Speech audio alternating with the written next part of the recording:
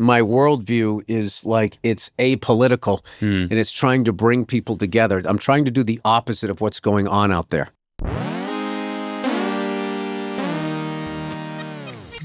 This is Good One. I'm Jesse Dave Fox, senior writer at Vulture and author of Comedy Book. My guest this episode is Bill Burr. We talk about his newest special, Drop Dead Years, his run on Broadway in Glengarry Glen Ross, and mostly how, through becoming a father, losing friends, and doing mushrooms, he has fundamentally grown as a person, and his comedy reflects that. We laugh, we cry. Bill talks about his favorite drummers for like 5 minutes.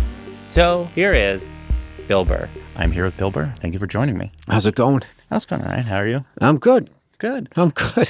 Good. It feels weird to say that. I am. That's great. So what is the funniest thing that happened to you this week, or you noticed this week, or you thought about this week? Probably sitting outside drinking a cup of coffee, and this guy was shooting heroin into the outside of his calf, and then this other guy came out and he was like screaming into his cell phone. And like right before all this happened, I was just enjoying like, this is a great morning. I'm coming to the end of this wonderful run on this play. I'm going to be back with my lovely wife and my kids, and I can't wait for that. And I was feeling so serene. And this guy was screaming on his cell phone. And I usually don't say anything, but I just went like, buddy. And he just goes, oh, okay, sorry. He just took 2 steps over and started screaming again. And I just appreciated that he actually acknowledged that he was being loud. But I also understood that whatever he was yelling about was super important. He was yelling in a different language. So I could tell that it was... it really mattered to him. There was something of that was time sensitive was happening. But he was still courteous enough to know. It was when he switched out of his language. I think it was Korean. It was going, like that. I said, buddy. And he goes, oh, perfect English. Oh, I'm sorry. And then he just stepped 2 feet over and he goes, But I am fascinated with people that can do that. Mm-hmm. Like I'm trying to learn French, and I'm getting to the point where I can really understand when people speak it. I can read it really well. Compared to where I was, and my speaking is off because I have a tutor in LA, but like I just you need to be doing it, and I haven't been. So I'm just amazed at when I first came here, I was living on 97th and Lex, which was going into Spanish Harlem. So people's ability, Puerto Ricans, like their ability to just fucking just boom, boom. It's so amazing, and then it's like. It's weird, like when I hear my people, whitey, be like, fucking speak English or whatever. It's just like, dude, this person, it's like they can speak more than one language, and you're still buying into this, I'm smarter and I'm superior because my skin burns in the sun. Yeah. So I'll make this brief because I know you don't love receiving compliments, but I want to start this off with a compliment, which is I'm really excited to talk to you right now because I loved your most recent special. And as a person who's been following your career for over 20 years, it feels like this culmination of a lot of things you've been working on, a lot of topics you've been talking about, a lot of issues you've been trying to get through. There are jokes where it feels like it's things you've talked about, but the perspective has completely switched. And it's really satisfying as a person who's followed this whole journey. How was that something intentional? Were you realizing that like, oh, this can be almost like a mirror image of a lot of things that I was doing?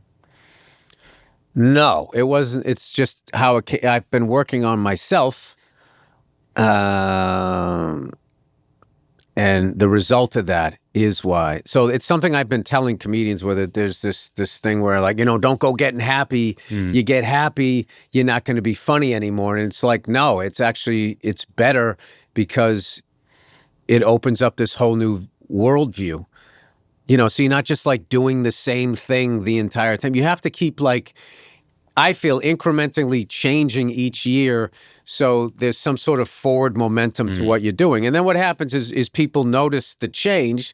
Like you have a positive reaction to it. I have people that I left behind who are still angry and, misogynistic and blah, blah. I'm not saying I still don't have a lot of issues with women.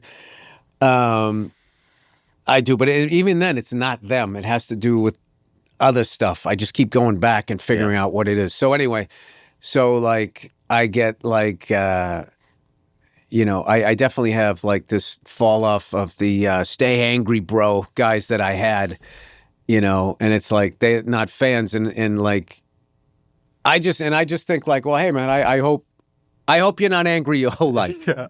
Because I was on my way to doing that and I don't want to be that guy. So, you know, the old me, you know, if somebody would have said that, I would have been like, well, you know, fuck you. I'm doing what I want. But I can still, even as the person saying you're not as funny as you used to be, I can still have empathy going like, I know what he's saying. Yeah. It's like, you know, don't go to the light because I'm not ready yet. Mm-hmm. Stay here in the bar with me thinking all of this like negative stuff. And it's like, I don't, I don't want to be the Pied Piper of that. I did it. And, yeah, I don't want to be, you know, my tombstone. Here lies Bill Burr. He was angry. Like my one fucking life that I had, I did that. So, and I'm also realizing that everybody, you know, it's kind of what it is. You have your shit you have to work out. That's your life sentence, whatever thing that you're doing.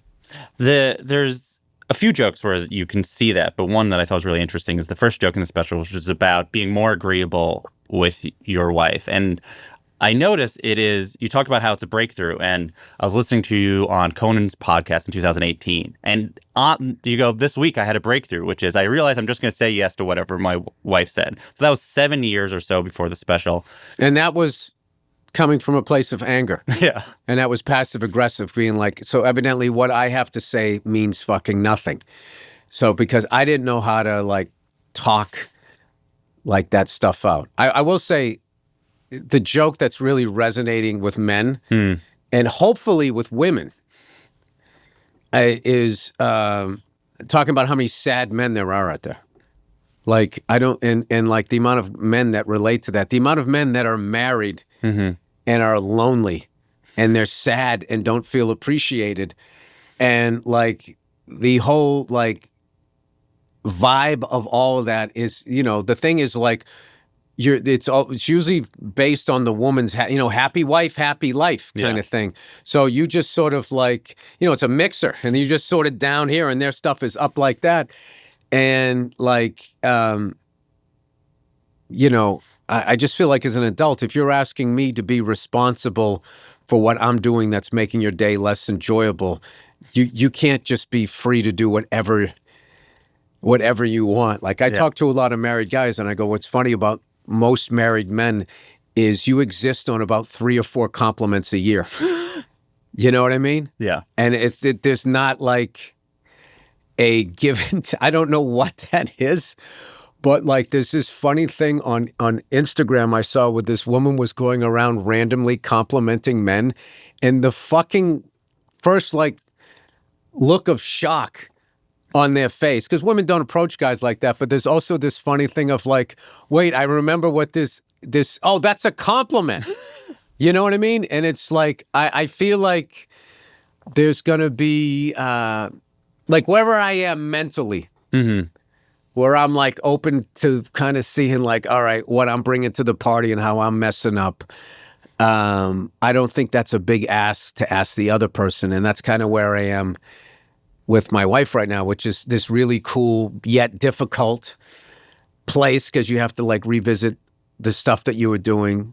Because it's weird. There's this stuff that you knew you were doing, and then there's this stuff that you didn't even know you were doing, and then it's like really embarrassing. You're like, oh my God, I was doing that, and that made you feel that way. And like, you know, I am like absolutely crazy about my wife, and I'm 21 years in, and I'm you know, I can't ever imagine her not being in my life. And like, she's like beyond my wife. She's like my buddy. Like there's no one out there that I vibe with like her. So that's been what's been really been hard about this play is it's really been difficult on our vibe because she's holding down the fort. I'm out here lonely. She needs the support because she's doing everything out there. I'm lonely and I'm looking for something. So, you know, it causes like, you know, but what about what I'm going through? And then we got to be like, all right, what are we doing here? What are we doing here? So we kind of came up with this running joke of like, when we started discussing things, if it gets heated, we just go like, we're not fighting. Are we fighting? And it's so silly, which I think is one of the magic components of my relationship with my wife is that we are both ridiculously silly people.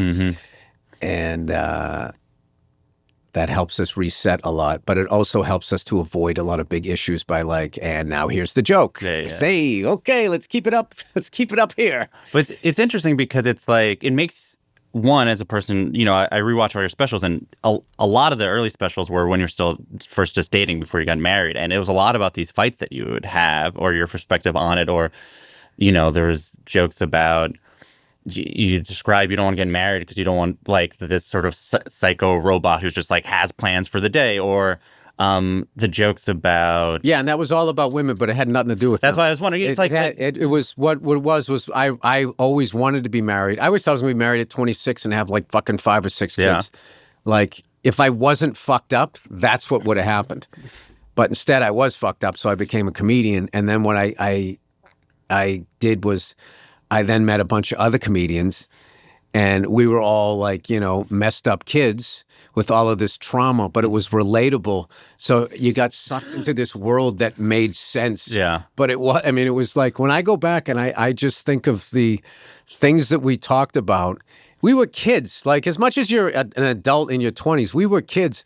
In our worldview and our views of relationships and women and all of that stuff, you know, and it was also like this different time where it was just like, there was really a, you know, there was this pressure to be that guy that, you know, didn't care, and like a woman couldn't hurt you and all of that stupid bravado stuff. And, it was like the nuts running the nut house. So none of us could help each other. In fact, in a lot of ways, I think we made each other, you know, worse before we all got out of it. But what I am proud to say is those of us who got out of it, one of those, like one of the biggest success stories is this comedian, Robert Kelly, who I really think in a lot of ways sets the bar for being a father, like how involved he is in his son's life versus the way he was brought up. And all like, he's one of those guys, you know, you talk about me changing, like Robert Kelly has probably been like 6 or 7 different people since I've met him, and each one was a better version of himself. And, you know, we lived together when we were both at our probably most toxic, and we almost killed each other a couple of times, but none of that happened. We laugh about it now, but like, I look up to him a lot as like when I think about being a father. He's an amazing, amazing, amazing father. Do you regret any of those jokes? I think about No. Yeah. How do you I don't, because I have what because it was honest. It was where I was. I've never gone on stage and wasn't joking around something, unless I'm just being like, there's also being absurd or whatever. You're just saying something ridiculous over the top. But like, you know, I don't regret those because that's where I was. And if I didn't do that, then what you're seeing me do now wouldn't have like this nice arc to it. And it's like, I feel like somebody who came up like I did can watch the whole thing and see a way out, hopefully, because, you know, the things that happen to you when you're a kid can really, you know, adversely affect the one life you have to live. And then the worst part is, you know, you think, well, I'm not as bad as what happened to me, but you don't understand, like, and your idea of where the middle is, I would say like that's going on with politics right now, where it got so fucking crazy left. What's going on now on the right feels like the middle. And it's like, no, it's just boiling water on the other side. We need to have, the depressing thing about traveling is you just meet everybody and everybody's sort of chill and cool. And then you watch CNN and Fox News and it's like, like just it's like this is not an accurate depiction. And it's like, are you doing this on purpose to destroy the country, or is it because there's so many channels, cable is dying, that you need to just show people running around with their heads on fire to get somebody to stop and watch it and get clicks so you can get advertising so you can keep your fucking pool? Sorry, that tangent took me on. I'm trying to remember what I was going to say. I do that a lot. Don't blame yourself. It's okay. That's you were talking about when I went when I go back and I look at my stuff. Do I regret the things that I've said? Listen, you're always going to regret things that you said, but you can't You obviously, I know now. I mean, I regret betting the fucking, whatever. Yeah. If the Super Bowl this year, you would regret betting the Chiefs because the Eagles were going to fucking kill them. Right? Yeah. So there is that, but it's just like you can't beat yourself up for being human. Yeah, I think the question that was the dumb thing when they would do those witch hunts. I went back 3 years in your fucking Twitter account and found out that you said something. Did I make a mistake? Yeah. Was I in a bad mood that day? And you went back 3 years? That's a pretty good run. Well, I think about, ultimately what you're saying is it's about empathy, and specifically you have empathy for, you have the joke about, I think it's in an early special where you say something like, where are the wives you can just dump your day out on, right? Or you have the joke about, they say you can never... See, that's still funny because it's so absurd. I know it's so absurd, but I was also being... absurd back then, and then I was learning to be a comedian. Yeah. I'm still learning. So I was also learning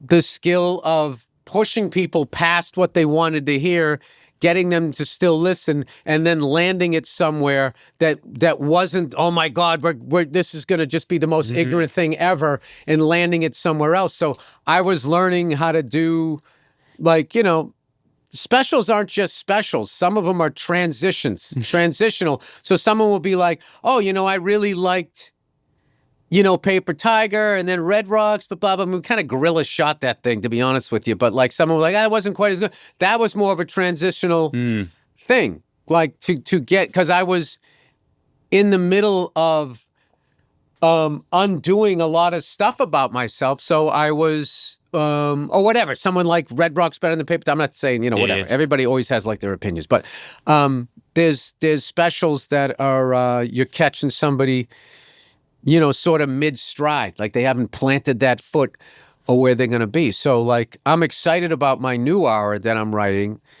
because this one is, it's more of my self-examination, but my worldview is it's apolitical and it's trying to bring people together. I'm trying to do the opposite of what's going on out there because it's really disturbing to me that states don't like states. This is feeling like we're going to have a civil war if we're not careful here. And when I was growing up, everybody hated the Russians. Now people hate California or Florida or New York or Texas. And it's guys, same team. You're on the same team. People can have different opinions. You know what I mean? And I don't know. I think what this country needs right now is a leader. And are you the leader? No. Okay. No. I don't mean that. I'm talking about politics. Got it. And this whole leading by dividing that has been going on for a few decades now is going to pull this country apart if they're not careful. You have to lead by you have to lead everyone. It's got to be a positive thing. You got to get back to, I don't know, but the level of corruption, with all of these politicians and how much money they're making from these people who've poisoned our food supply. I mean, and they hook up with the pharmaceutical people. Your job is to go out here and eat poison, get sick, buy the drugs, stay alive long enough. Make your claim, have it denied after you paid insurance, and then die, and then have all of that debt passed on to the people. This is... and I can tell you right now, the people who are doing that are not illegal aliens. Yeah. So I want to ask you about talking about politics, because it's been an interesting few months for you in this arena, and I want to just summarize for people who have been watching your career so closely. In this last few months, you've had a few things happen, which is Ben Shapiro talked about going to one of your shows and complaining about you becoming woke, which sort of then created this... He doesn't even know what that word means. Let me summarize. His definition of woke is white liberals' definition of woke, and they didn't even know what it was. Yeah. They just took the word from black people. That's the worst thing about our people, is not only do we take from other cultures, we don't even take the time to understand the definition. Yeah. He went there to be annoyed so he can then have something to talk about, and then he can make money off of dividing his own country. Yeah. Those people, it's treasonous what they do. Yes, but to be fair, or not to be fair, to the fact is that it worked for what his goal is, which is then it became a thing online where then a certain portion of the right complain about how you're woke. Racists. And more racist. They're racist. Yeah, they send pictures of monkeys to me and my wife. They're fucking horrible people, and they're cowards, and they never say it to your face. Yeah. They never do that.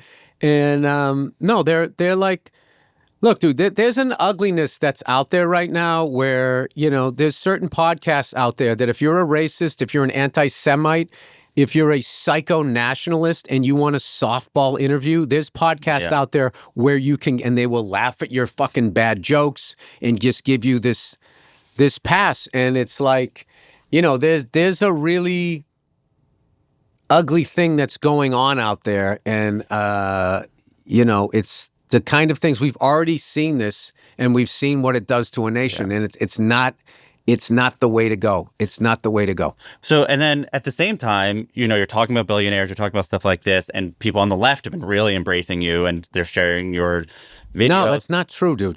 Certain parts of the left. True. That's not true. Certain portions of the left. That's not true. And certain portions of the right. Sure. There's common sense on both sides. Sure. But we keep doing this shit. Where it's like, oh, the right's all fucking racist, and dude, the left is some of the most fucking. Most of the left feels like if they have a black friend, they don't have issues. Okay, I'm out of that. Yes, I'm out of that, so I don't want to hear left and right crap. They're all fucking nuts. That fucking shit post Me Too, where it went from people shouldn't sexually assault people, absolutely, to I don't like what you're talking about in your act, was fucking nuts. It was McCarthyism on the left. And now you've gone to the other side on the right. And the left was so fucked up, the right, the psycho right thinks that they're in the middle, and they're not. They're out of their fucking minds. And I travel, dude, and I'm telling you, people who lean right and lean left are chill. And we're just sitting in the middle like, when is everybody going to fucking calm the fuck down?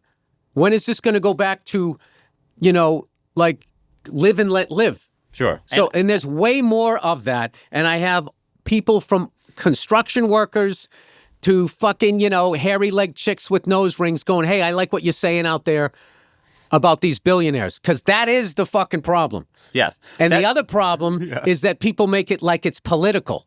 Like if you vote for this color tie, these billionaires are somehow going to grow a heart. And it's just not the case. It isn't. Yeah, and ultimately, my question is ultimately, when you think of talking about politics at all in your act, what do you want to do, right? If I do it, I trash them both. Yeah. With what? Because that is my job. That is my job. I can't fix the political system, and I don't watch a lot of it. But, when I do stand up, if I start trashing like Trump, I would hear the left in the crowd like, yeah. And I'd be like, the fuck, you voted for a guy that, is staring off into space. Mm-hmm. Like your guy literally should be in a fucking home. What are you patting yourself on the back for? X, Y, and Z, blah, blah. Your fucking party has not let you has not let you choose your candidate since Obama's second term. Yeah. You're liberal? That's fucking insane. We want Bernie Sanders. Fuck you, Hillary. We want Bernie Sanders. Fuck you, fucking Mr. Magoo. Mr. Magoo again, fucking 2 weeks before. Oh, yeah, his vice president. Yeah. That's what they're doing. So, so then after I've trashed Trump, I then do that because my thing is like, I'm not flying either one of their flags. It's the people that pay them. Mm-hmm. That is the problem. And they're always distracting us with other stuff. So, like, CNN and Fox News are a fucking disease. So is your goal to clear out? Your hope is if I make fun of it, I will clear out the distraction and focus on the... No, what I was doing then was I was just trashing both sides. just to do it. Yeah. Not fine. to do it, but also to just show that it's fucked up. But now I've moved on from that. Got it. To, the puppeteers. Got it. So that's what I'm going to make fun of. So my new perspective is there's nothing wrong with being a billionaire, but if somebody is working 40 hours a week, 160 hours a month, and they can't make their rent, you're not paying them enough money. Maybe you should just be worth $900 million. Yeah. Like, how does a CEO take a fucking 8-figure bonus and none of your employees have dental insurance? They can't even go out and get a filling. What do you do then when you're put in a position, like SNL asks you to host the week after the election, right? That's like, it's for a comedian, hypothetically, to talk about politics, to unite the nation. How did you feel when you were put in that position? No, it's an honor to be asked to do that. You know, and I made fun of Kamala and I made fun of Trump. And then I did a couple of silly jokes. I kept it light. You know, you just, you do what you do. I don't put that level of importance on, excuse me. I don't put that level of importance on my act. What I'm finding is that people keep trying to categorize what it is that you're doing. Like that idiot Ben Shapiro. No, he's woke now. He's like, I don't. That fucking guy, someone came to me and goes, hey man, he was trying to bring me into his fold. At one point, the guy liked me. Yeah. You know? And then when I didn't, then all of a sudden I'm a fucking asshole. I mean, I'm supposed to look at that guy like he's an adult? Do you feel misunderstood if people take you words one way or the other? No, I'm not I'm deliberately misunderstood. Got it. So people are like, it's like a catcher trying to make a ball of strikes. So they try to, and everyone does it. It's not just people with radio shows and podcasts. It's like fans do it. Like one of the funniest things ever is so many of my bits are online, which is great promotion to sell tickets. But the names of the jokes, they name them. I was going to ask and you I'm about like, that's not the name of the joke. That's not the perspective of the joke. I've seen people that teach comedy classes saying, you see what he's doing here and what he's doing, and it bothered me at first, and then I'm just like, you know, what do I care? It's just like, there's fucking songs that I listened to for 40 years and I thought they were about something, and then I hear the artist go like, no, it wasn't like, do you know, I just saw something, I don't know if it's true, but that Buffalo Springfield song, what is that? Stop Children. Everybody thought it was about Vietnam. And then the guy, no, they shut down the whiskey that night. And there was cops down there. And it was just sort of about this little rock club in L.A. And it's just like, oh, I thought your song was about what I cared about. Yeah. It was about what you cared about. Like so all the directors of every movie that use that to overscore shots of kids protesting. Have you seen that guy on Instagram where he says every movie becomes better if it ends with Bruce Springsteen's Born to Run in the credits? Oh my God, it's amazing. It's like the end of the Shawshank Redemption. It's so funny. You know, Tim Robbins is on the beach and Morgan Freeman's coming up and these two friends. And it's just this really like, wow, what a journey we just watched. And there's Max Weinberg. And it always works. And there's something about that song that makes me feel like I just watched one of those great coming of age movies in the 80s that I watched with all of those actors, you know, from my generation. So, you're talking about the billionaires and politician stuff. What do you feel, and podcasters, what do you feel about politicians and billionaires who've appeared on podcasts of your peers to try to leverage comedy for their own goals? Oh, dude, it was before that. I remember the first time I saw a president go on the Tonight Show. I thought it was cheapening The Office. It's like they never did that. Like when they used to run for office, they would have the debates, and they wouldn't even go on Meet the Press. So, but I just feel like now that everybody has a camera and blah, blah, blah, it's just so all over the place. I just think the landscape of it has changed. All I can say is personally, I would never do it.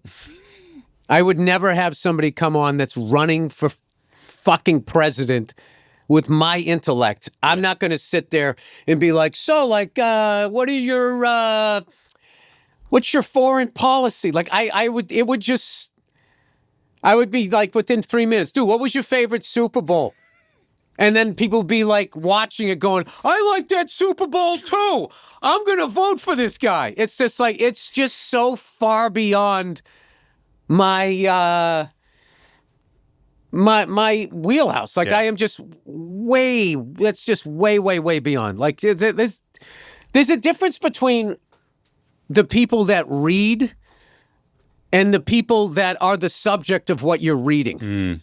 You know what I mean? there's people that like discover shit and figure shit out, and then there's the people that read it. Like, the amount of people that can explain the theory of relativity. That's probably not a lot of people, but they can do it. But then there's this ego thing that because now I can explain it like I'm somehow Einstein adjacent. It's like, no, you're not. You just read some smart shit. Yeah.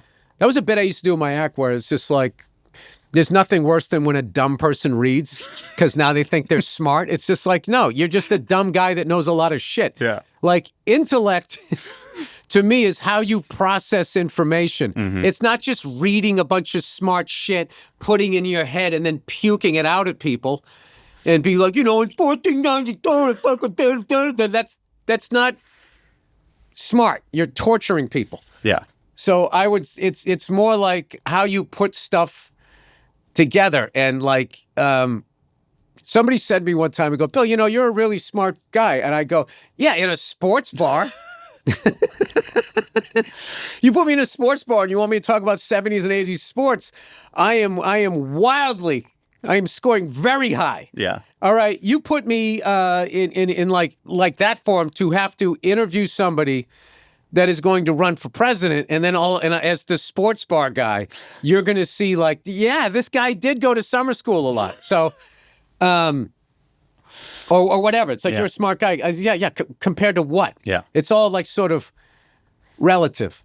Like I'm still out. The jury's still out with me with Neil deGrasse Tyson. It's like, is he a good scientist? Because every time I see him, he's talking to somebody like me, and I'm like, is that how the tides work? I had no idea. It's like, he didn't figure that out. Yeah. He learned it. I want to see him sitting down next to another scientist and have the guy be like, wow, Neil, I never looked at it that. Like, I want to see somebody on your level. It's interesting. He does spend a lot of time talking about movies. He doesn't do science a lot. He definitely sits around a lot talking about it. It's sort of like a Dr. Phil kind of thing. So it's always looked like a crooked cop to me. He just looks like he would plant a pistol, do one of those and take like a taped up pistol. I think you're probably more right than we've realized. So you talked a little about it earlier, and I want to talk about the growth that you had off stage that then transitioned on stage, and the certain things that happened in your life that led to it. And first was, as you were talking about with Robert, the having kids was a major change.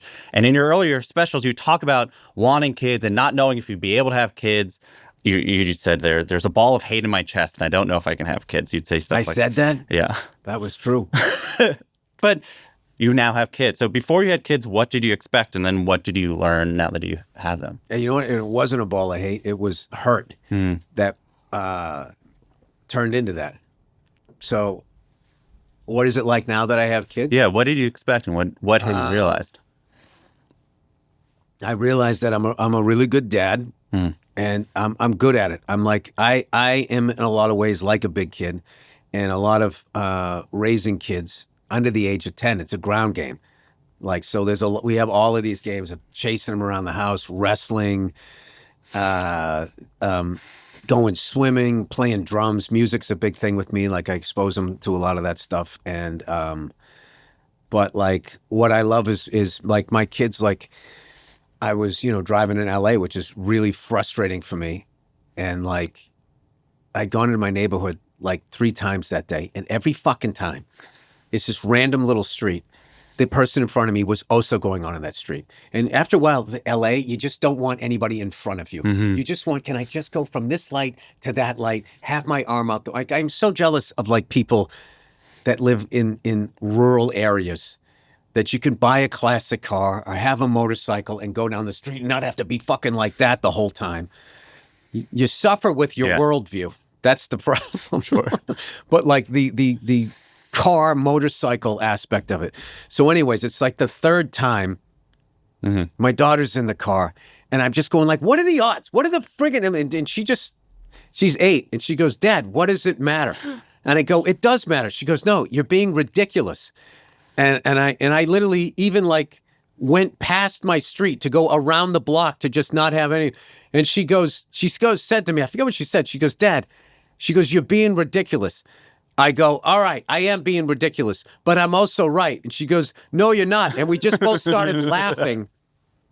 And it made me feel really good because my dad's anger was terrifying. Yeah. And I would never do anything. But she just, she got me to quit smoking cigars. I don't know if I'm done for good, but like, I was smoking a cigar and she came out like little girls do. They just look through you. She came out, she sat, like I was sitting down, she sat right in my lap, got like an inch from my face, and she goes, Dad, stop smoking cigars. It's bad for you. And I was literally like, okay, all right. And I put them down. She goes, you have to go 100 days. And I was like, all right. This is when she was 7. So I went 100 days. And he goes, then you can have 5, and then you have to do another 100 days. So I didn't do 5. I went 5 weeks, and I went off the rails, and I was smoking like a chimney. And then she goes, that's it. So I stopped smoking cigars, but then I had a pipe. And she goes, no, that counts too. So I went 100 days from middle of January to the end of April. And I was just like, I don't know. It was the second time I went. And I was thinking about it. And I was like, do I want to start this back up again? I have to do this play. People are paying a small fortune to go see this play, and I'm going to be out there, with a smoky voice and stuff, and maybe I won't sleep as well. And I just was like, do I really want to go through having to quit this again? So I haven't quit for good, but I want to be that guy where it's an occasion, where I'm thinking like, well, maybe the last night of the play I'll smoke one, but then I'm like, no, I don't need to do that. I'll. Because if everyone was doing it, I would do it. But if it's just you, it's very antisocial. Yeah, I can see that. Sitting there like a city bus. Hey, come on, everything. There's a lot of, a cigar is obnoxious, which I'm guilty of. But yeah, I mean, it's what's interesting is, and studies have shown this, that like you have an idea of what a father-child relationship is from being a child. And then you have a child, and by creating a different relationship, it rewires your brain. You'd be like, It's the best way, if you've done the work on yourself, it's the only way to fix what happened to you, is because you can't fix that, but what you can do is change it. So it causes you to move forward. It causes you to understand. It made me and my wife get along better, I hope, because I think it's easier with an adult to not understand that your behavior is affecting them negatively. But with a kid, the innocence, how small they are, and how they're just unfiltered. And they'll just like say, Dad, I don't like when you yell like that. And it goes right into your heart. And you're like, oh my God. And then, you fucking be a baby about it. You beat yourself up and, oh, I'm a fucking bum. And it's like, stop doing that. All right. Man the fuck up and go talk to somebody, do what you got to do, and get better at this, because you know what that feels like. And just the fact that my son or my daughter has the ability to tell me that they don't like that, that's not enough. Yeah. I have to stop this. So that's what I love. I snuck back after a show because I've never missed my wife's birthday. And my son's birthday was the same week, so I had to make sure I went back there, participated in making a cake. I frosted it. I fucked it up. But, that going back, one of my favorite things that happened when I came back, other than seeing my family, was that ride with my daughter and her. Like, I was upset, and then she had me laughing, but I just loved. I was like going like, look at how cool our relationship is. Mm-hmm. And like, I knew she was right, but I was being an idiot going like, I was also kind of right too. And she's going like, no, you're not. Why would you get upset about that? Like, and then I just felt this feeling of euphoria of like, oh my God, she doesn't have what I have. Like, this isn't going to bug her. She's free of that. So I always view it like The Exorcist, like when the devil got in the priest and then he jumps out the window and kills himself, like it dies with me, which is also stupid because the devil could just go go into somebody else. He just sort of killed himself. Is that why, for the most part, like, you had kids and you didn't do any material of like, oh, raising kids is so hard, this thing's annoying. Like, there's a expectation that some might have of like, oh, Bill Burr has kids, get ready for him to complain about all the things comedians have been complaining about having kids. Right. Is it a thing that you actively either don't see or like actively have avoided? No, I love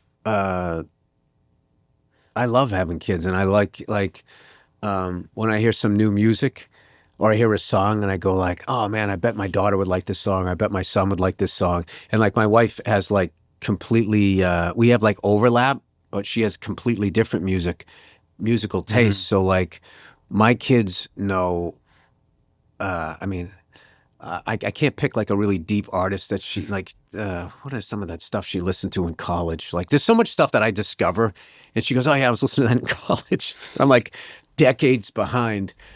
But she'll just play like really like like she grew up on like the hip hop R&B from the early '90s, like her teen years, and so she has all of that. She has all that cool college music.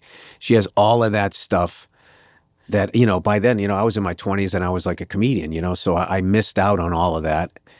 And so she has all of that. And then I have all like the 70s and 80s, rock music right through like, Queens of the Stone Age. And then like, Russian Circles and some of the other stuff that I listen. So they're hearing all of that. And like that, like that's the cool thing as like a parent. And then you just, you don't guide them. You just sort of vibe with them and see what they like and what they, or like, I pitch to them and stuff and I deliberately have them go on both sides of the plate, right and left-handed, and they're like, I don't like going to left-handed. This feels, I started them all both off left-handed. So it'd be their stronger side because they were right-handed. And just having that, and that's good, I think, for brain development and just little tricks like that. Okay, let's do, we're throwing with our right hand. Let's do 10 with the left, and you turn it into like a game.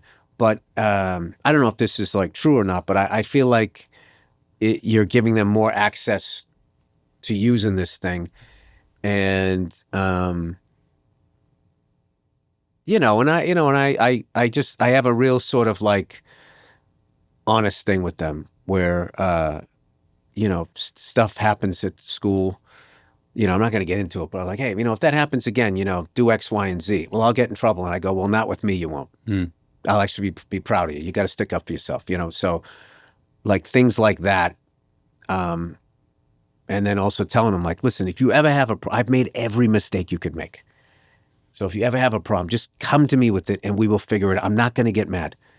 Okay. And if you have a problem and you don't come to me, it's actually going to make me sad that you didn't feel that you could. So I'm doing that early because, there's a lot that young people have to deal with that I didn't have to deal with. There's a lot with this, everyone being connected in this really rude, mean, anonymous way that you can just bully people and all of these punks out there with the anonymous accounts sending out all this racist stuff while calling people snowflakes, and they're like hiding behind the anonymity of it. It's really. I also, I don't understand the internet. Like why? Like I can't drop the F-bomb on SNL, but you can upload a beheading video that an 8-year-old, if he knows how to get to it, can go see it. It's just so weird at this point. It's control. Yeah. Because they want to see what you're looking at. They want to build a whole file on you so that you're giving them all this information. And I was just joking with somebody like that whole incognito mode. I pressed the button. No one knows. It's just, how dumb are you? How dumb are you? Do you think that you're going to go on there? You just press incognito, or I opted out. No cookies. I opted out. Oh, did you? Where's the checks and balances on that? They made you feel good. You pushed a button. Oh no, I turned all of that off on my phone. Okay. The other breakthrough, which you talked about in your last special, Live at the Red Rocks, is you took mushrooms and you had a really transformative experience. Yes. Can you talk about both the, for people who haven't seen that special, the overview of the story and sort of what information you took from it, how it changed how you approached so many different things in your life, from your stand-up to how you see it? Well, the first time, I took it, it started off the goofy, silly, oh, wow, man, this is wild, And I just took it. I don't even know why I took it. I just got to the age, I was like, am I never going to know what it's like to be tripping? Yeah. And I was really conservative when I was growing up. And I stayed away from, in a good way, I stayed away from a lot of the pitfalls, but I also was, I missed out on a lot of stuff too by being, all walled off. So I just thought, okay, this isn't LSD. This is mushrooms. This is more like a natural thing. Let me try this, and I won't do a lot. I'll do enough to sort of dip my toe into it. Is what I thought was going to happen. And so at first, the fucking TV screens kind of like coming towards me and stuff was goofy and I was feeling weird. And then all of a sudden, like this darkness, it was what I said, my special was this like profound sense of loneliness. Yeah. So I didn't know what it was. So I had to leave the room and I went into the bedroom and I was laying there in the dark and I was just like, what the fuck, doing that, And I didn't know how to ride out a bad, like I know how to do that now. Mm-hmm. Like one of the last times I did it, I was outside and I was looking at the clouds and they turned into like these fucking things with like teeth and shit. And I just waved at them. Like, yeah, that's my demons. I know you're there. I got it. And then this other cloud came by with like a sword and just sort of went through them. And it just sort of, and it's like, I'm working on it. I got it. It was funny because my wife afterwards, she goes, I saw you waving at the clouds. What was that? I said, they kind of turned into these demons that will. Hey, yeah, I know. So anyway, I didn't know how to get out of it.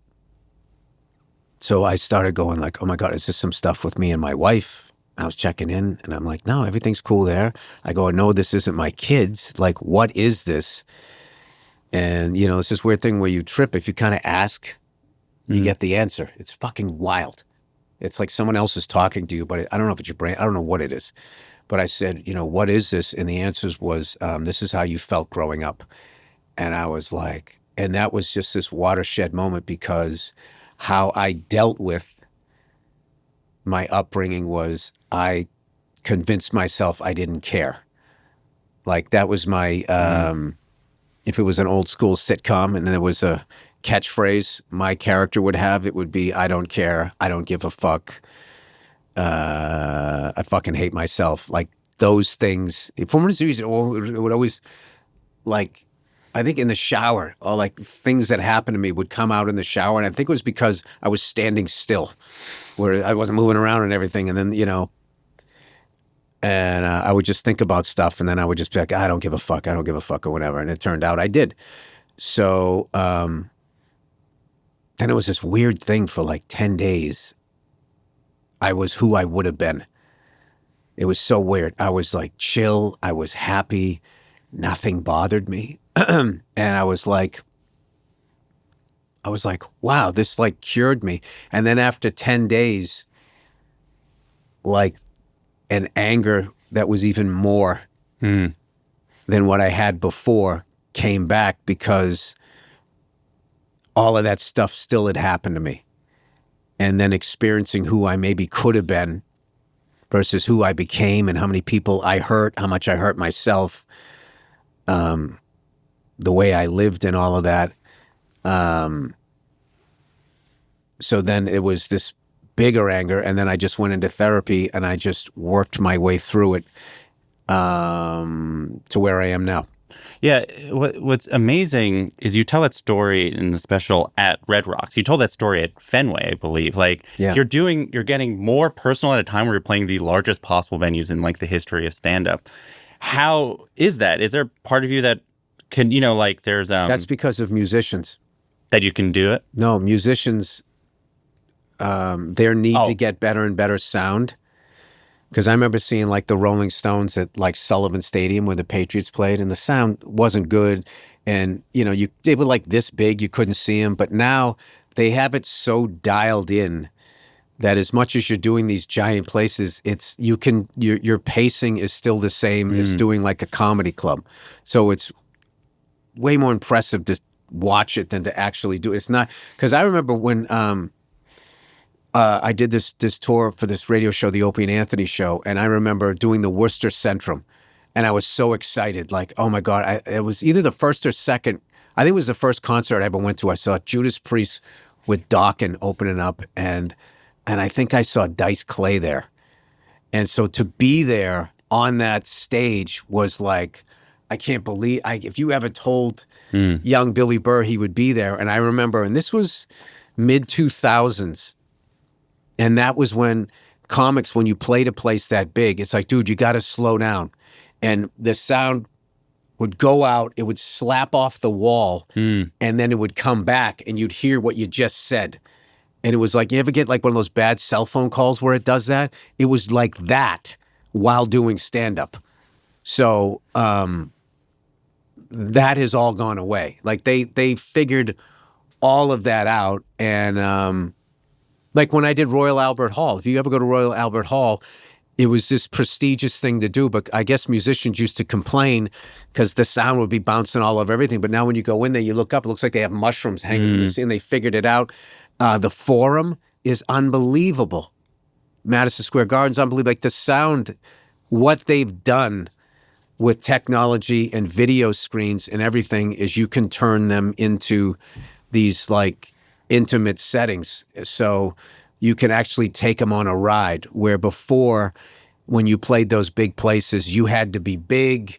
It had to be like, it was, you had to be like Hulk Hogan, like playing to the last row of the Pontiac Silverdome, in this little fucking ring, and in these big things, to try to play to the back row. You don't have to do that anymore. So, so getting back to your question, it's like, that's how you can bring people on those rides and those bigger places. And also, there's what I'm talking about is not alien to people. It's a lot of people have gone through a lot of the things that I've gone through.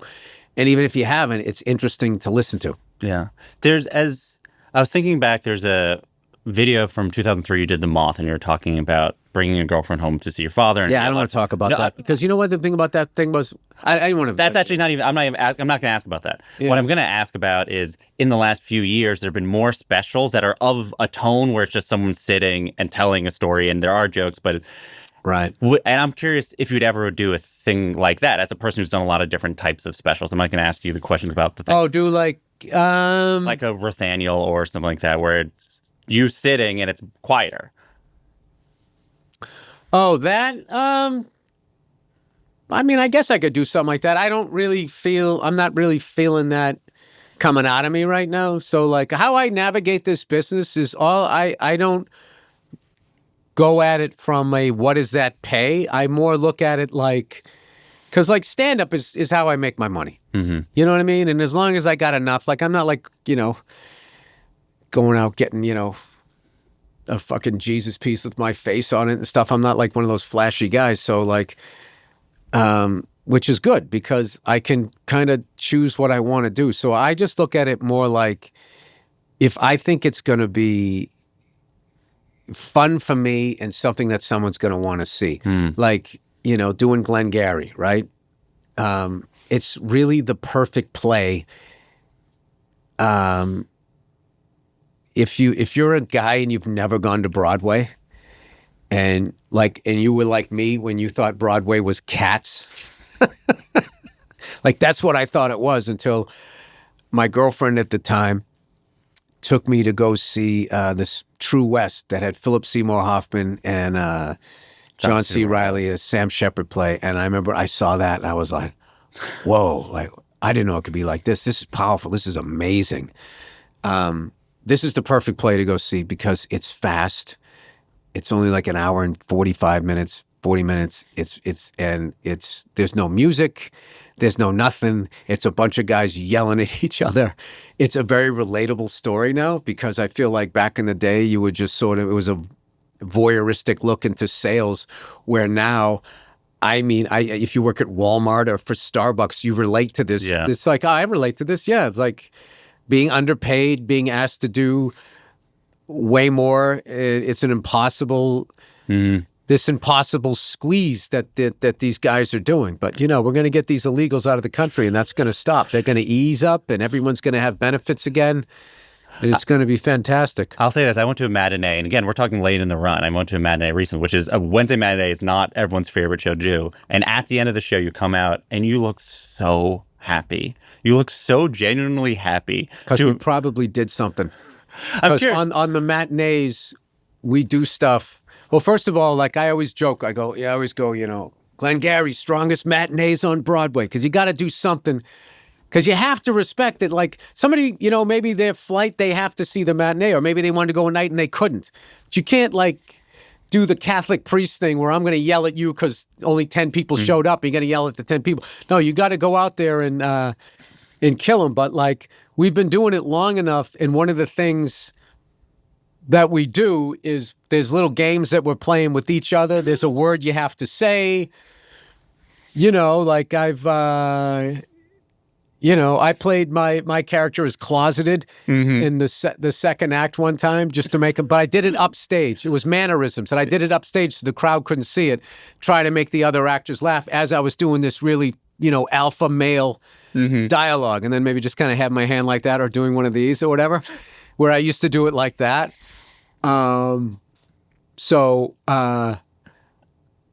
Kieran's hard to get. You can't, he's very hard to make laugh. What makes him laugh is if you're actually doing it, you're not trying to be funny. And there's a choice I did as something that I was doing, and he just thought it was hilarious because he could see because his character's really winding me up. And there was like when somebody, you piss somebody off and they get calm and you're like, oh shit, I think I did that one show. I don't exactly remember what it was, but he said, you haven't been noticing? He goes, I've been laughing for like the last 3 days when you've been doing that.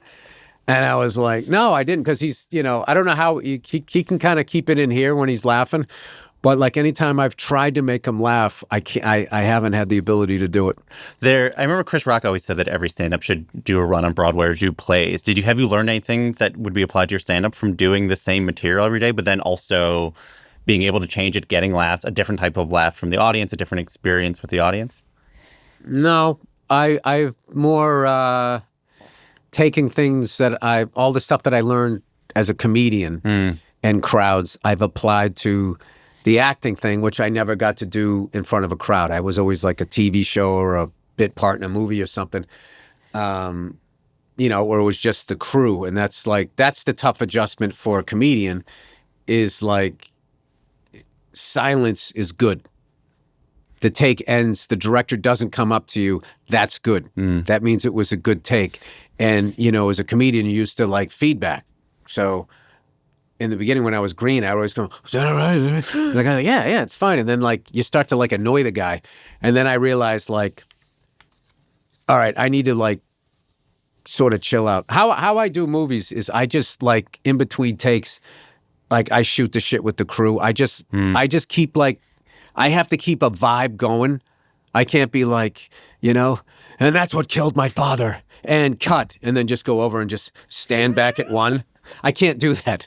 I have to I gotta be like, keep talking. Up. Yeah. Yeah, you know what I mean? And because I feel like it all just tightens back up again. Like everybody has like a different thing that I do. I'm definitely one of those shooting the shit, and action, and then in. One other thing that it feels like influenced this special and a change of perspective is you've lost people close to you. Obviously, the name Drop Dead Years is a direct relationship to the idea that people in your life or yourself can die at any moment. Yep. And specifically, I wanted to ask you about Bob Saget, since seemingly you were close and his death was something that hit you quite hard. And I was wondering if you had a story that captures what he meant to you and what losing him meant to you. Oh, God. Well, first of all, like, I don't know that I've even accepted it yet, still. See?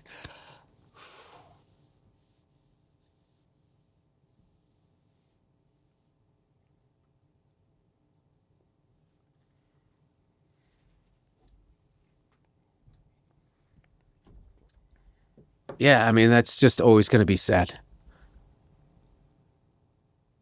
So, try to talk about it. I appreciate what I did like about it is he would like when he was texting with you and you would be making jokes.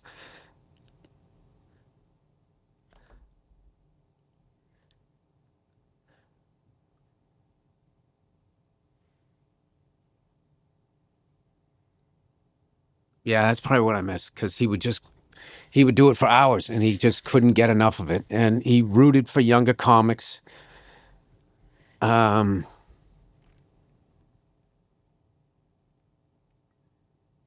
Yeah, that was a fucked up day.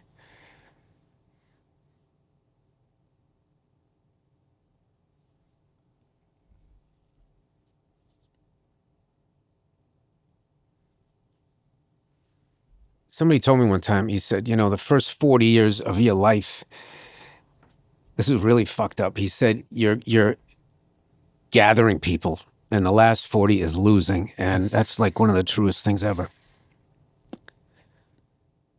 So, but how you beat that, I feel like, is your purpose as an older person.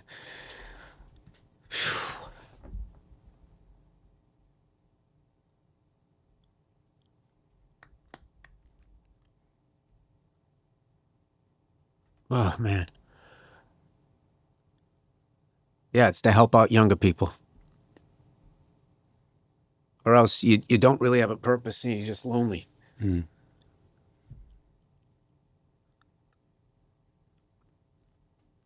Did you feel? So yeah, that's the Bob Saget. Yeah. Did you feel like he helped out you when you were a younger comedian? Yeah, his like one of the most like effortless, like complimenting you. Yeah, the last night I worked with them, I remember I was doing this fucking gig, and just one of those gigs, they just didn't protect you, and there wasn't any barrier between you and all of these crazy drunk fans, and I was just accepting it and doing all this stuff, and I was going through some shit, and I wanted to be alone, and I talked to him about the next day, and see, one of the few times I ever heard anger in his voice, where he was like, no, fuck that. You tell them if you need something, you fucking say, you don't have to fucking do that, da da da da da. And I felt like the way he was saying it with the passion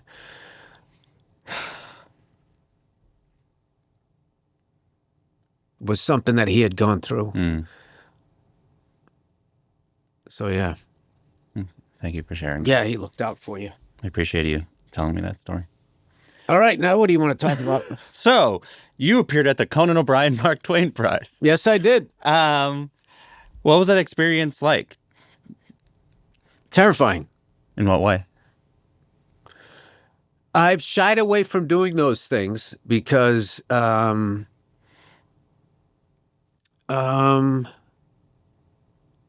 think I find that, like, a lot of the ball busting I do is like staying in like a protective place. So then if I actually have to go and say something nice about somebody, I get uncomfortable or I get emotional or something.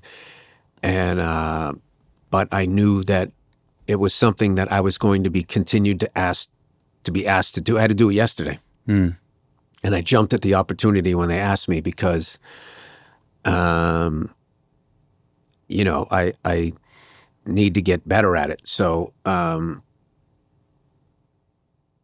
it was it was funny. I was sitting on the I have like this little walk-up building that I'm in, and they got this rooftop thing, and I just sat up there and I wrote all of this stuff that I felt about Conan, and it was making me emotional. I'm like, how the fuck am I going to get through this? No, because I love the guy. Yeah. And what I realized is that you can say a couple of nice things and then throw a joke in there, and then that keeps it at bay. Mm. So that's kind of what I learned doing that. And I will tell you, though, had I known John Mulaney was going to open and kill that hard, I would have turned down the gig. Because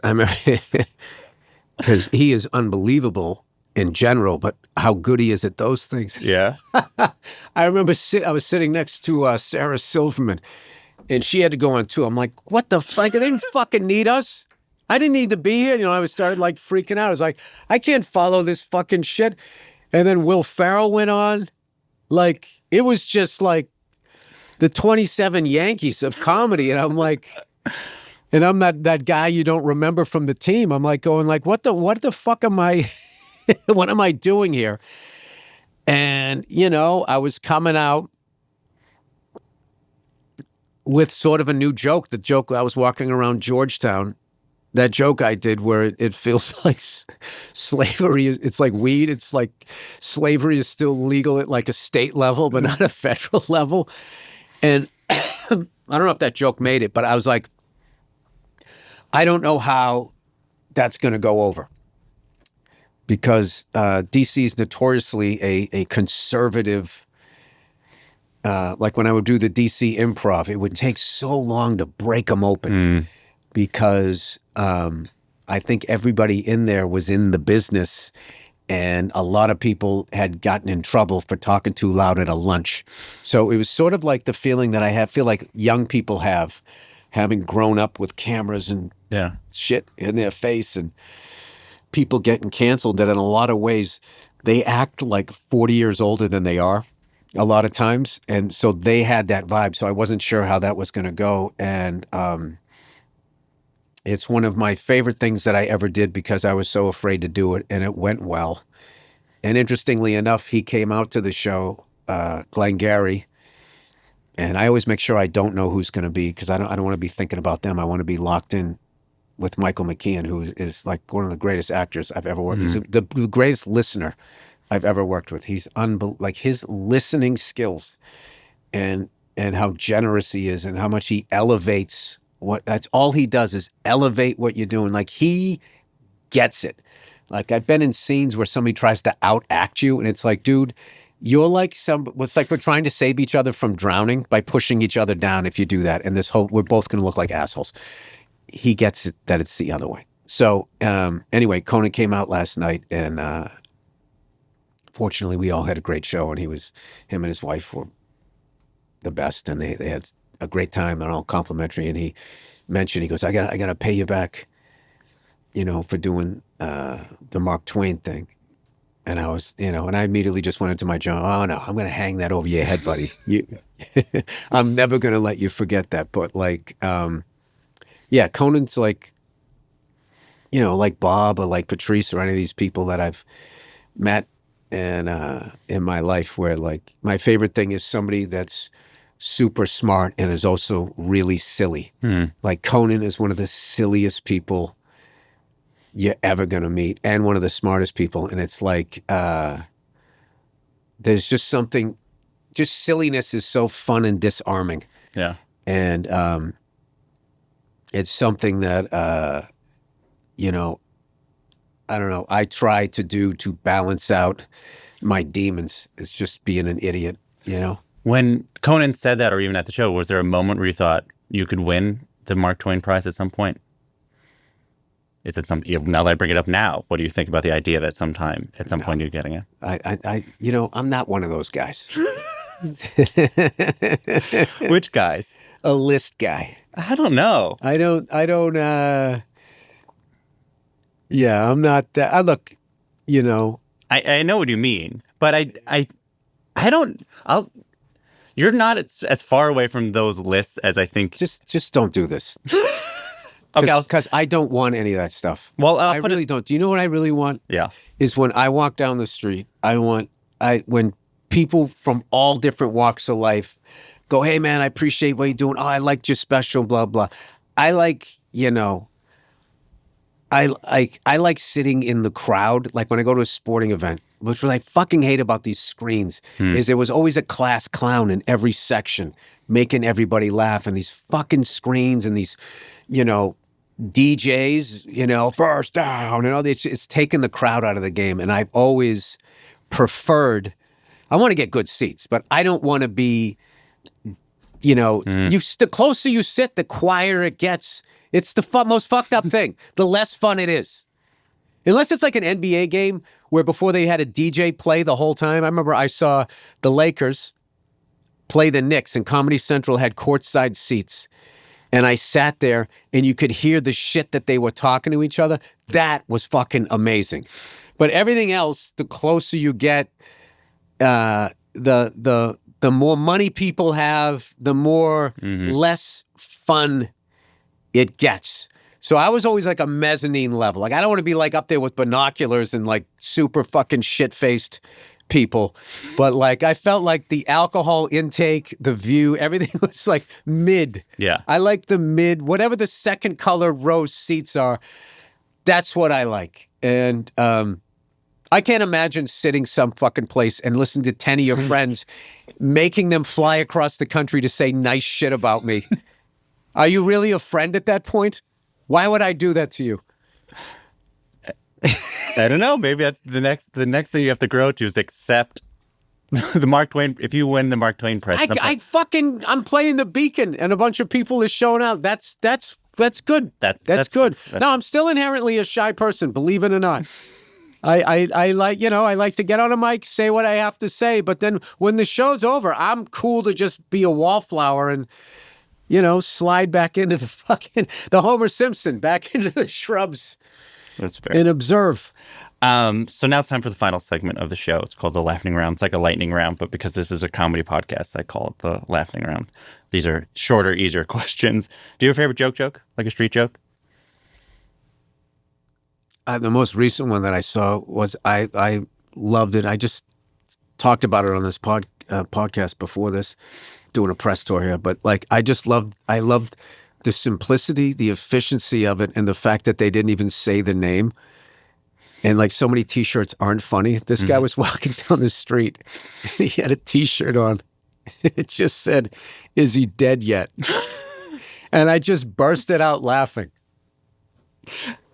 I bursted out laughing that the fact that they didn't even say who he was talking about. I knew he was talking about the hopelessness.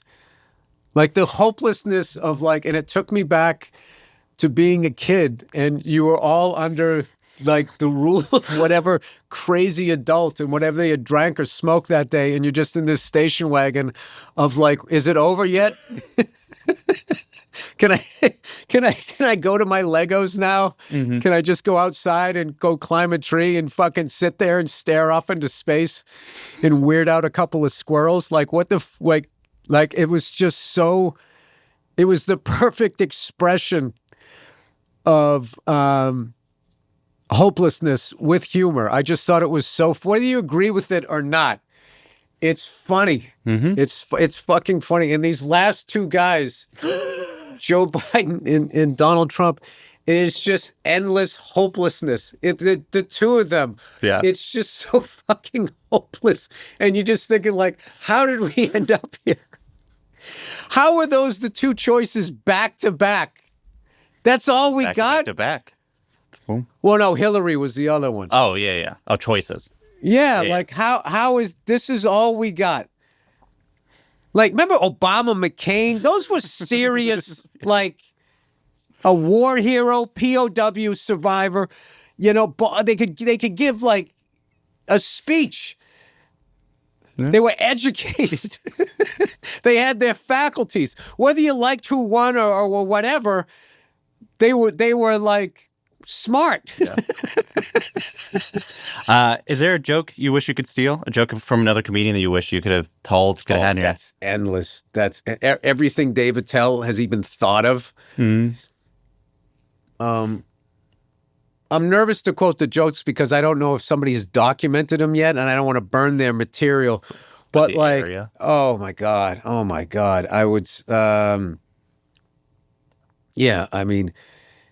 David Tell isn't like what's funny because I'm a storyteller. What I love is the joke writers. David Tell, Todd Barry, Mark Norman, and then like younger kids. This is kid Robert Powell III. I'm trying to put together this thing to do a special with him. He did the Patrice benefit not this year, the year before. Just an incredible comedian. And then there's other people that are like performers. Like the first time I saw Fortune Feimster, I saw her at the OR at the Comedy Store, and she just like blew me away when she was talking about this childhood friend that she had a crush on, and she didn't realize, that maybe it was more than a crush, and just the way she did the joke, and it was like the punchline. When she screamed, because she's my best friend, it was like Chris Farley level power. And I was just like, because I'm still a huge, huge fan of stand-up. Yeah. And as an old guy now, I get so excited when I see somebody young and I know they're going to be great. And you're like, it's going to be all right. Like this generation still likes jokes. Like, it's so funny. Like, because I feel like now that the economy is bad and like, ticket sales are, it's hard. People are hurting out there. And I feel like the industry will be like, people don't like stand-up comedy anymore. Like, that's how they look because they're so like reptilian. Yeah. And it's just like, people don't like to laugh anymore. We're going to take a break from laughing. Yeah, like you don't think it might be inflation? Yeah. And that there's these fucking nerd billionaires out there saying, I want my employees to come to work terrified, go to bed terrified, wake up terrified. I mean, you don't think it's that, Then they're terrified to go out and spend any fucking money. But let's blame the clowns. Mm-hmm. Do you have a short story of an interaction with a legendary comedian, living or dead, you're willing to share? Oh.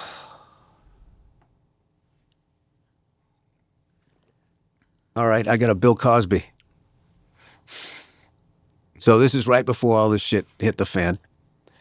So I was doing the Garden of Dreams at the theater at Madison Square Garden, which is a legendary place. Eddie Murphy did the Raw special there.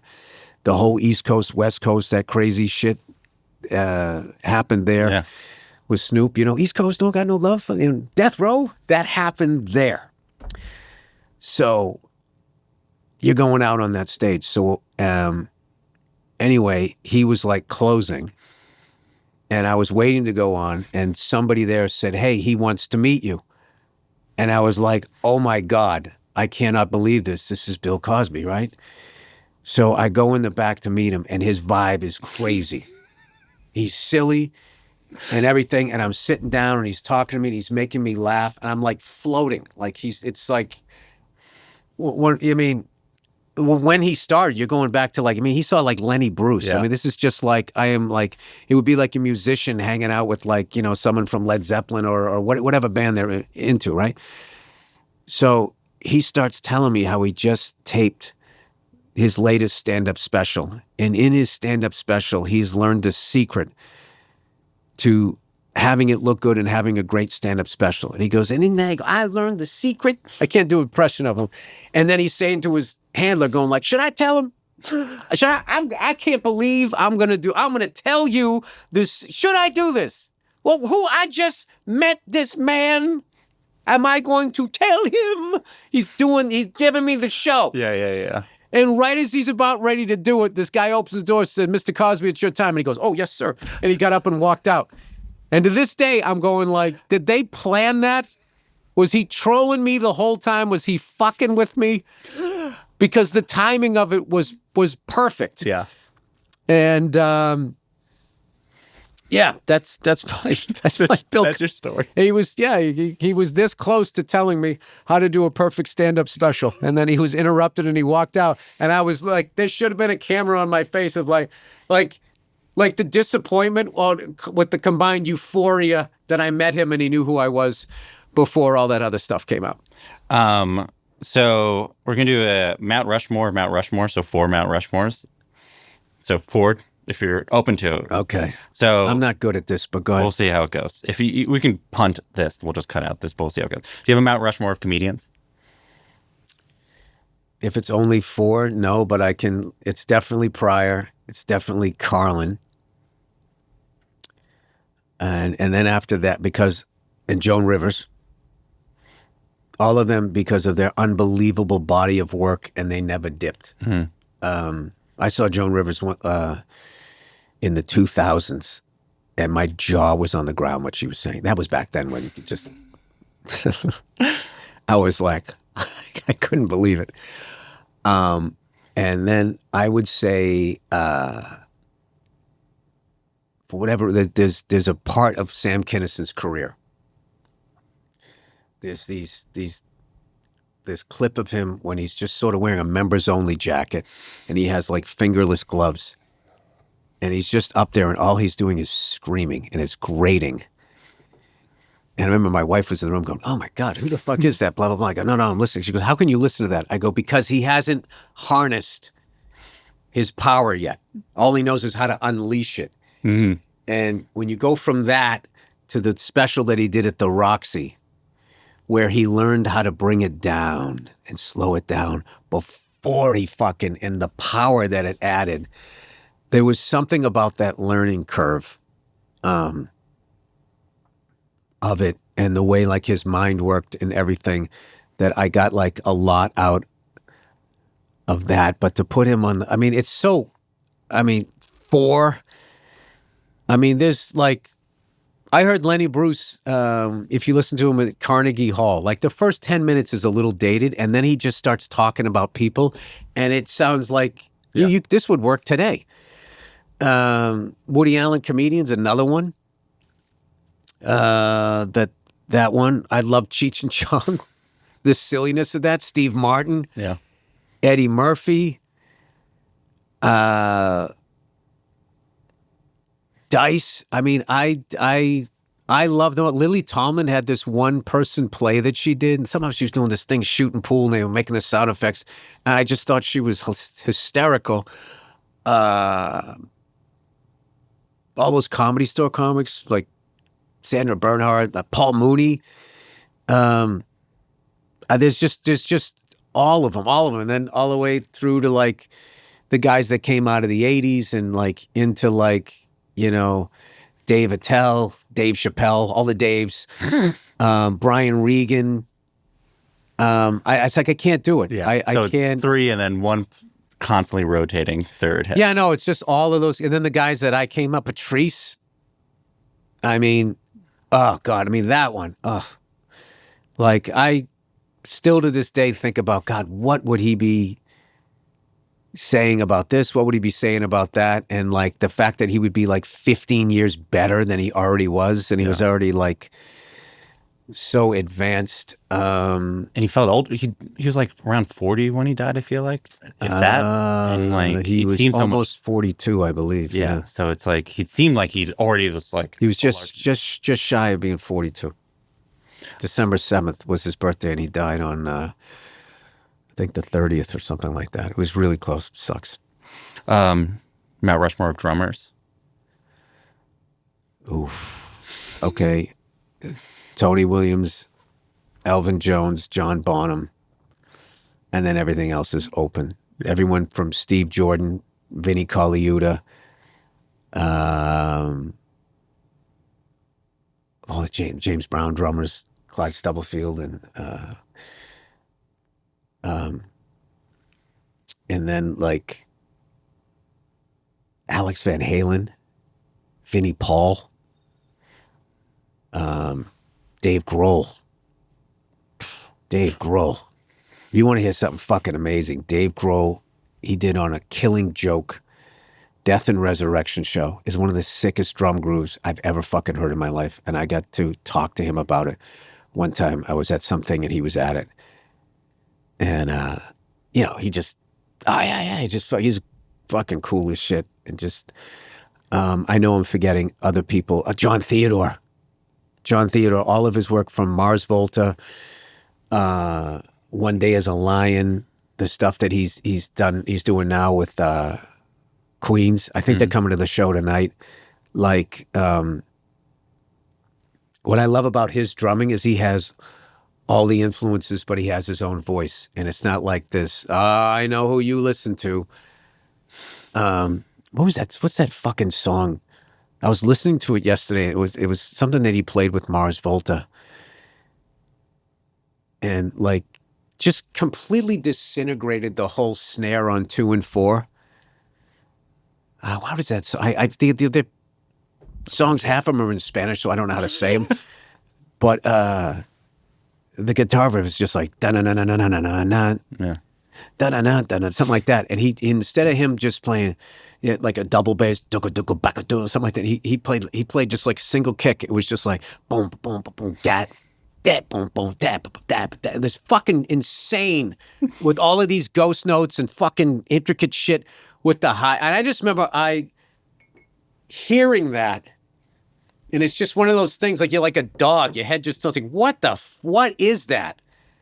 And then these fucking kids on like, you know, Instagram now, all those young black drummers that started in the church, like they're the perfect melding of everything. They like usually there's the chops guy and the groove guy, they're all of it. Yeah, kids who have access to all. They can play for the fucking song, or if you want them to go Keith Moon in further outer space than Keith Moon, like oh fuck, there's another guy I was just thinking of. I forget his name. Getting old, I forget the names. You know the guy who sings Dreamweaver?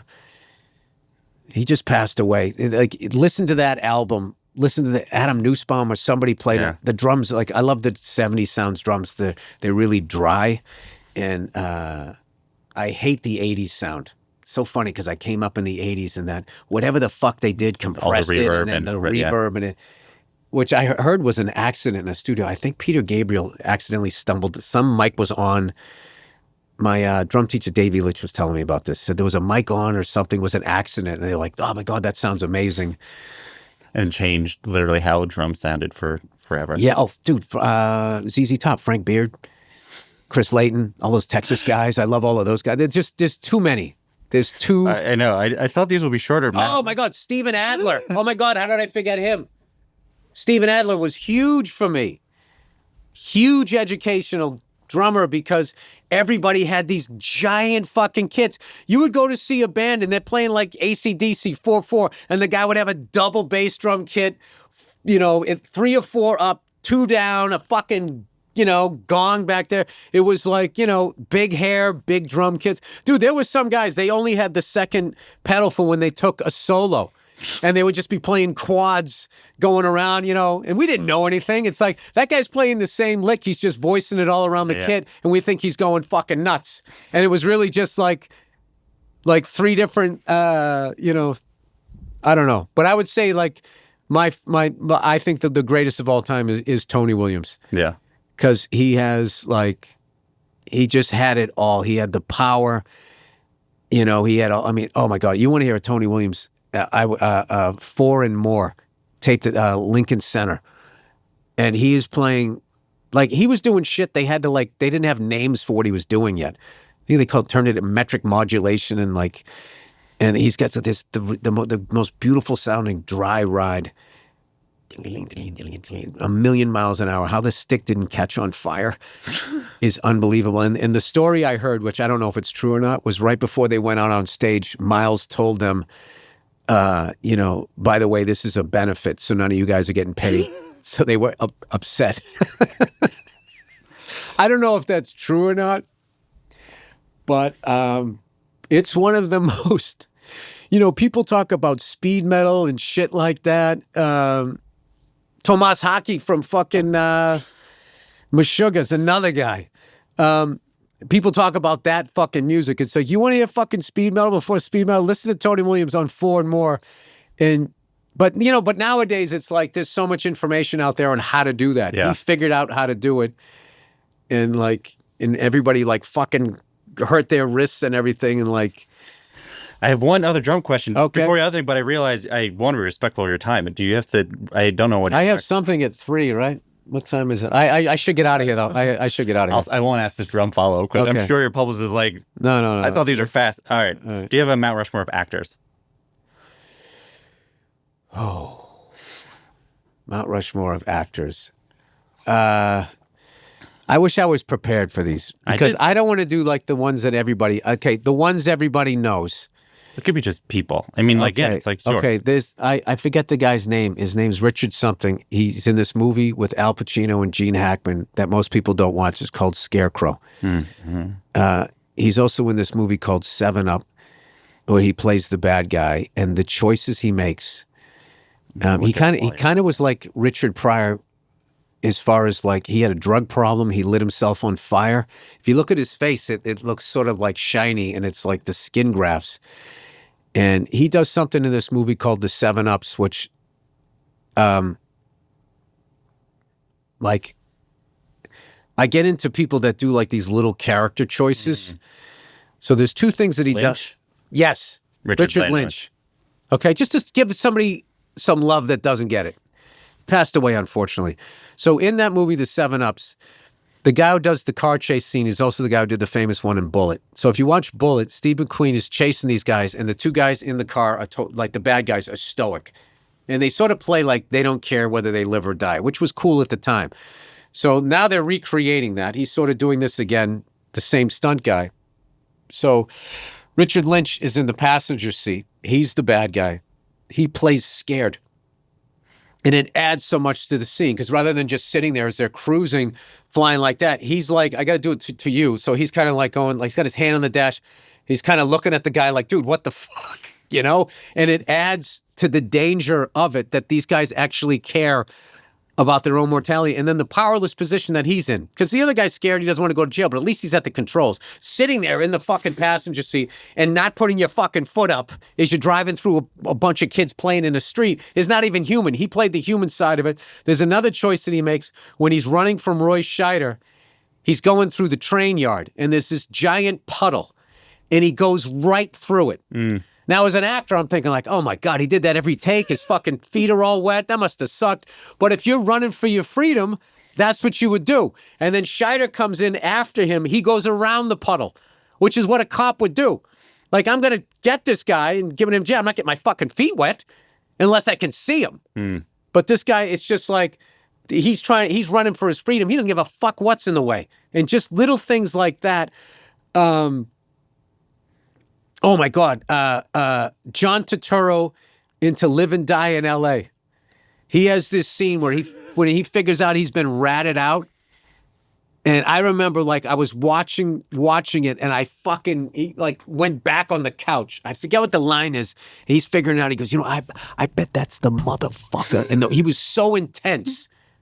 That movie is unbelievable, and it's really hard to find, but. I think recently they just re-released it or whatever.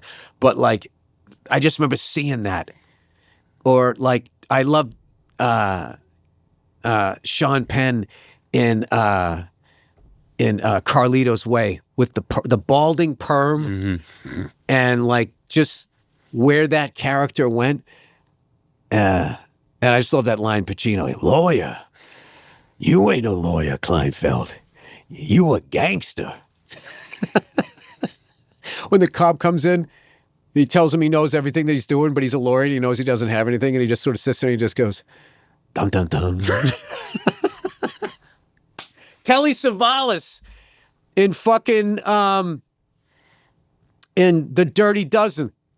His crazy guy laugh when they're going like, Franco goes in where the others have been. And then they're doing like, Lee Marvin's pointing to all the things that they're going to do, and it all rhymes.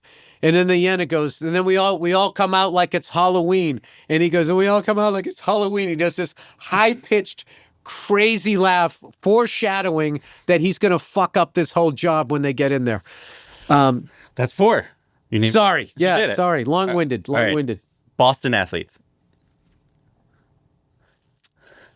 And then we're Boston athletes, I'll go through it quick. Jay Miller, Stan Jonathan, Rick Middleton, Terry O'Reilly. No, Cam Neely. All right. This will be the last one. We'll see. What's the best time you ever bombed? How? Awful or fun? Best. Whatever. It could be best because it was so awful. It could be fun because it was the best. I was doing a nooner at a college, and they had no idea there was going to be a show, and I went up, and I was being so aggressive because I was like, I'm going to get you before you get me. It was broad daylight. And I sounded like I was coked up at 3 a.m. And these 4 kids were just looking up, trying to eat their grilled cheese sandwiches. I'm like that. All right. And I just remember I was like, I don't even think I was 12 minutes into the set. And this woman came up sheepishly and she handed me a note.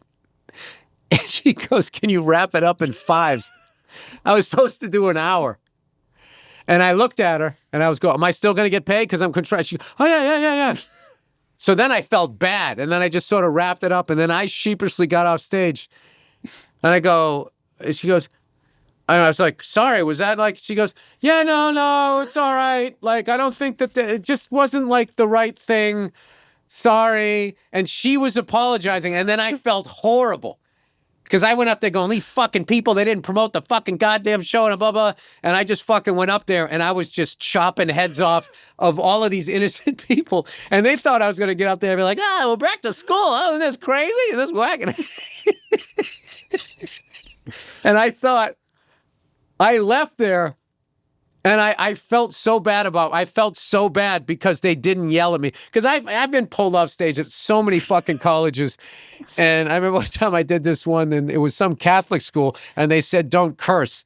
And I was so fucked up that I thought goddamn and Jesus Christ wasn't cursing. I thought curse was saying the F word and all of that.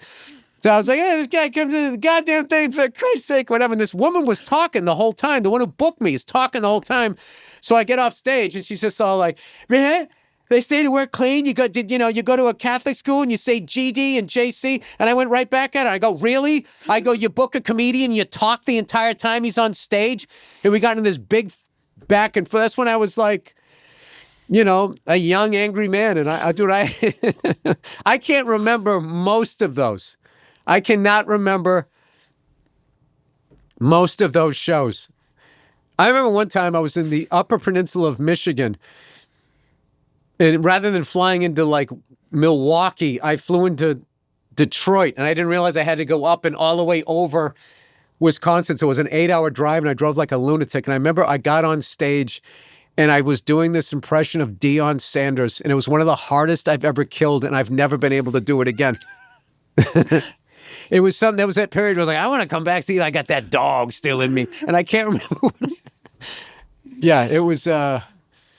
I think I saw every varmint this country has on my way up there. Just things ran in front of my car. I didn't even know what they were. I actually pulled over and tried to get retroactive insurance in Nationals. Like, what did you hit out there? I'm like, nothing, but I've seen every fur trapper thing that's run out in front of my car. I'm afraid they're going to hit the car. So there you go. That's what I got. Thank you so much. All right. Thank you for having me. I hope you can do something with this. I think so. I think we can run it.